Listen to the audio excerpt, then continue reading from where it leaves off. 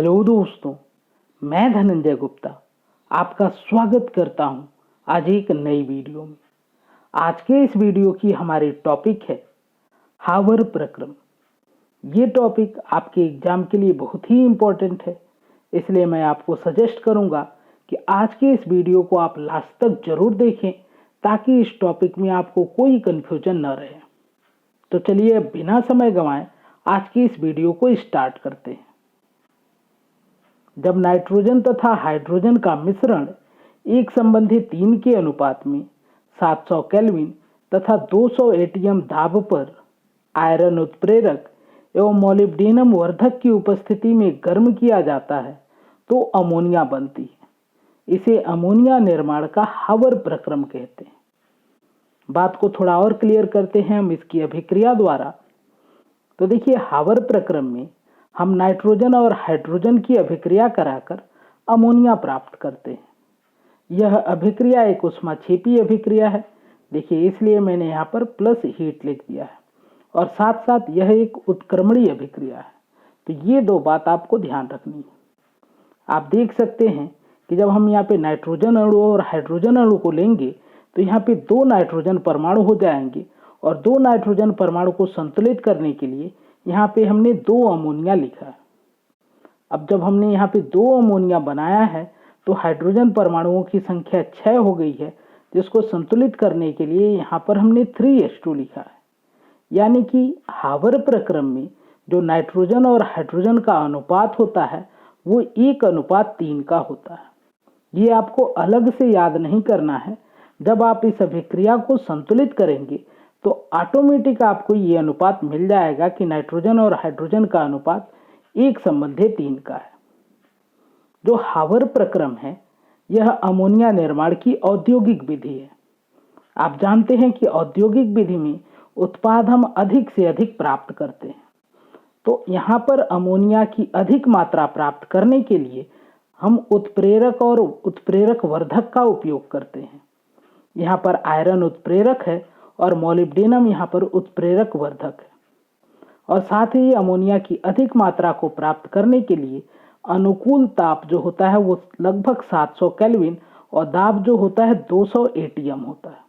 तो इसलिए यहाँ पर ताप हमने 700 केल्विन और 200 एटीएम दाब को रखा है ताकि अमोनिया हमको अधिक से अधिक मात्रा में प्राप्त हो पाए। एक बात यहाँ पे आपको अलग से ध्यान रखनी है कि यदि आप चाहें तो यहाँ पे उत्प्रेरक के रूप में आयरन ऑक्साइड का प्रयोग कर सकते हैं।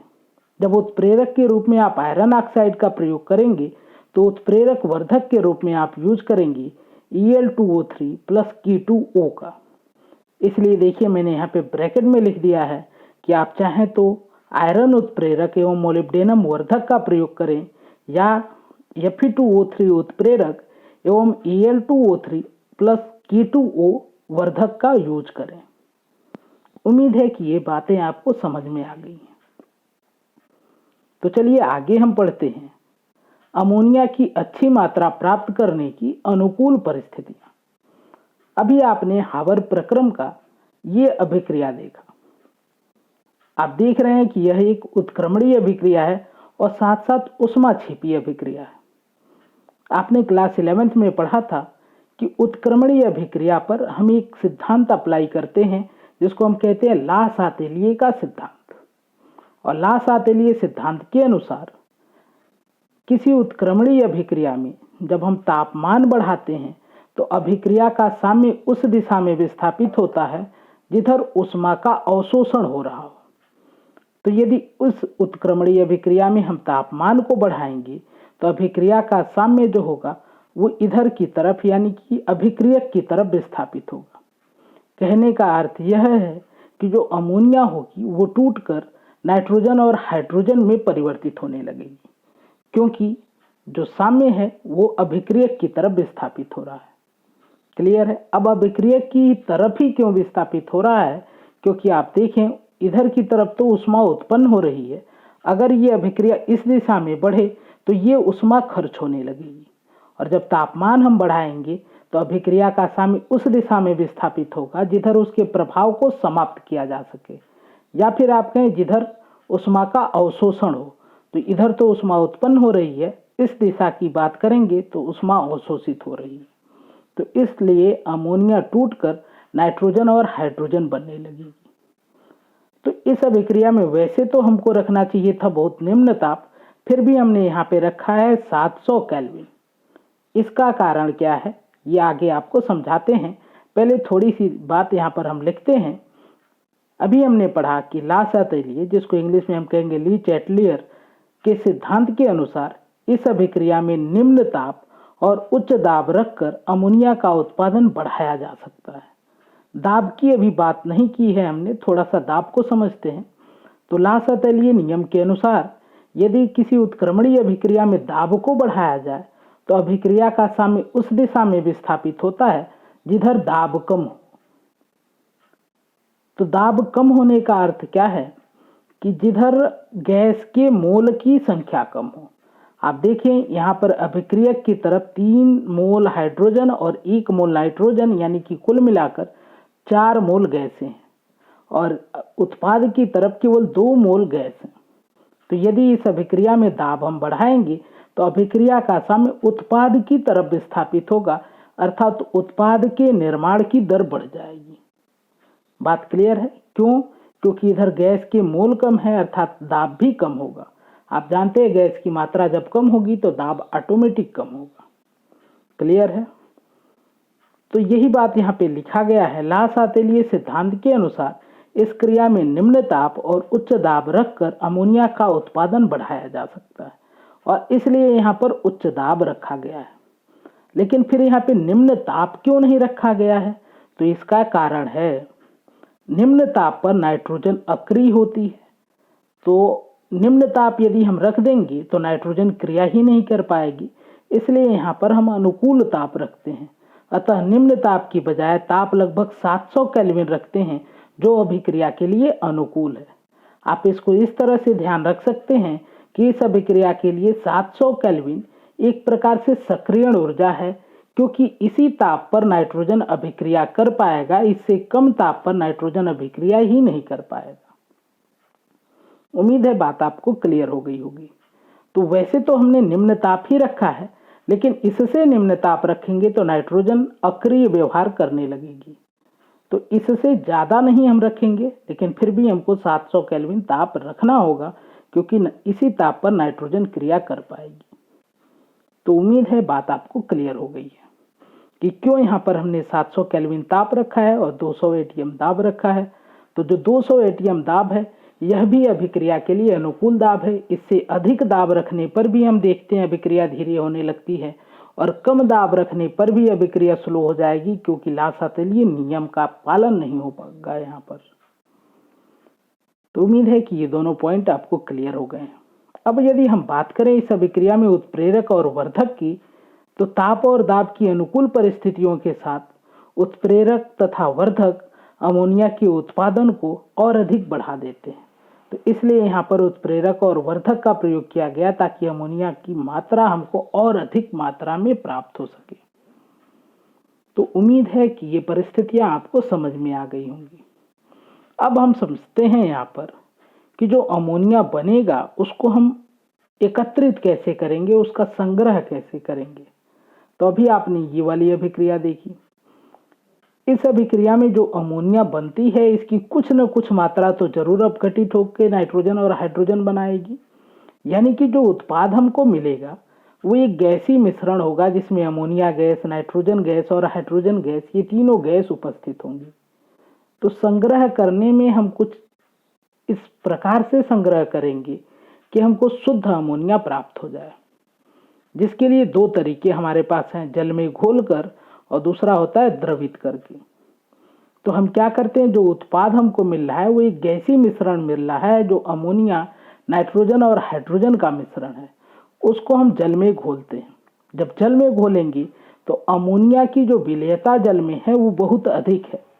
तो देखिए, अमोनिया की जल में विलेयता नाइट्रोजन और हाइड्रोजन से बहुत अधिक होती है, इसलिए जब जल में हम घोलेंगे तो सारी की सारी अमोनिया जल में घुल जाएगी, जबकि नाइट्रोजन और हाइड्रोजन की बहुत अल्प मात्रा नहीं के बराबर जल में घुलेगी, और इस तरह से हम नाइट्रोजन और हाइड्रोजन से अमोनिया को अलग कर लेंगे। अब यहाँ पे क्वेश्चन आपके माइंड में आ सकता है कि अमोनिया जल में अधिक विलेय क्यों है, तो इसका कारण है क्योंकि अमोनिया जल के साथ हाइड्रोजन आबंध बनाती है। आप जानते हैं नाइट्रोजन विद्युत ऋणात्मक है, इसलिए यहाँ पे पार्शियल नेगेटिव, तो हाइड्रोजन पे पार्शियल पॉजिटिव चार्ज आ जाएगा और ये हाइड्रोजन इस ऑक्सीजन जो कि पार्शियल नेगेटिव है इसे एक दुर्बल आकर्षण बल लगाएगा जिसको हम कहते हैं हाइड्रोजन आबंध, जिसके बारे में आप पहले ही पढ़ चुके हैं। तो इस प्रकार से जल में घोलकर हम अमोनिया को नाइट्रोजन और हाइड्रोजन से अलग एकत्रित कर लेते हैं। और दूसरा ऑप्शन हमारे पास होता है द्रवित करके, तो इसको हम समझते हैं। नाइट्रोजन और हाइड्रोजन की अपेक्षा अमोनिया बहुत सरलता से द्रवित हो जाती है। अब इसका कारण क्या है, तो इसका कारण होता है अमोनिया के अणुओं के मध्य बनने वाला ये हाइड्रोजन आबंध। तो अमोनिया के अणुओं के मध्य ये हाइड्रोजन आबंध पाए जाते हैं, जिससे इनके अणुओं के मध्य आकर्षण बहुत अधिक होता है, इसलिए ये सरलता से द्रवित हो जाते हैं। तो जब हम नाइट्रोजन, हाइड्रोजन और अमोनिया के मिश्रण को द्रवित करेंगे तो सबसे पहले अमोनिया द्रव में परिवर्तित हो जाएगी और नाइट्रोजन और हाइड्रोजन गैस के रूप में ही रह जाएंगे और इस प्रकार शुद्ध द्रव अमोनिया को हम नाइट्रोजन और हाइड्रोजन से पृथक कर लेते हैं। उम्मीद है कि आपको ये संग्रह की विधियां समझ में आ गई हैं। तो चलिए अब हम इसका एक फ्लो चार्ट देखते हैं कि किस प्रकार हम इंडस्ट्री में इसका यूज करते हैं। तो देखिए यहाँ पर हाइड्रोजन का प्रवेश द्वार है और नाइट्रोजन का प्रवेश द्वार है। सबसे पहले नाइट्रोजन और हाइड्रोजन को हम एक कक्ष में प्रवाहित करते हैं जिसको हम कहते हैं संपीडक। यहाँ पर इंग्लिश में इसको आप कंप्रेसर भी कहते हैं। यहाँ पर हम नाइट्रोजन और हाइड्रोजन के दाब को 200 एटीएम तक मेंटेन करते हैं और 200 एटीएम दाब मेंटेन करने के बाद इस गैसीय मिश्रण को हम भेज देते हैं उत्प्रेरक कक्ष में। जहाँ पे उत्प्रेरक होता है ये आयरन ऑक्साइड है और साथ में यहाँ पे वर्धक भी होता है जो कि एल्युमिनियम ऑक्साइड और पोटेशियम ऑक्साइड है। इस कक्ष का, जिसको हम कह सकते हैं उत्प्रेरक कक्ष, इसका तापमान हम 700 केल्विन पर मेंटेन रखते हैं। इसके बाद आप जानते हैं कि यदि तापमान है और उत्प्रेरक है तो यहाँ पे ये वाली अभिक्रिया होगी कि नाइट्रोजन और हाइड्रोजन आपस में क्रिया करके अमोनिया का निर्माण कराएंगे। आप जानते हैं कुछ अमोनिया अपघटित होकर नाइट्रोजन और हाइड्रोजन भी बनाएगा। तो यहाँ पर हमको एक गैसीय मिश्रण प्राप्त होगा जिसमें 3 गैसें होंगी, नाइट्रोजन, हाइड्रोजन और अमोनिया। इस गैसीय मिश्रण को हम आगे संग्राहक में भेजते हैं। देखिए ये जो चैम्बर है इसको हम कहेंगे संग्राहक में भेजते हैं। लेकिन संग्राहक में भेजते हुए हम इस गैसीय मिश्रण को ठंडा करके द्रवित करते हैं और जब गैसीय मिश्रण को हम ठंडा करते हैं तो अमोनिया द्रव में परिवर्तित हो जाती है और बाकी जो नाइट्रोजन और हाइड्रोजन है वो गैस की अवस्था में ही रह जाती हैं। इस प्रकार द्रव अमोनिया यहाँ पे एकत्र हो जाती है और नाइट्रोजन और हाइड्रोजन को हम पुनः यहाँ से एक पंप के द्वारा ग्रहण करके फिर से इसको हम इस उत्प्रेरक कक्ष में भेज देते हैं ताकि फिर वो अभिक्रिया करके अमोनिया में परिवर्तित हो जाए।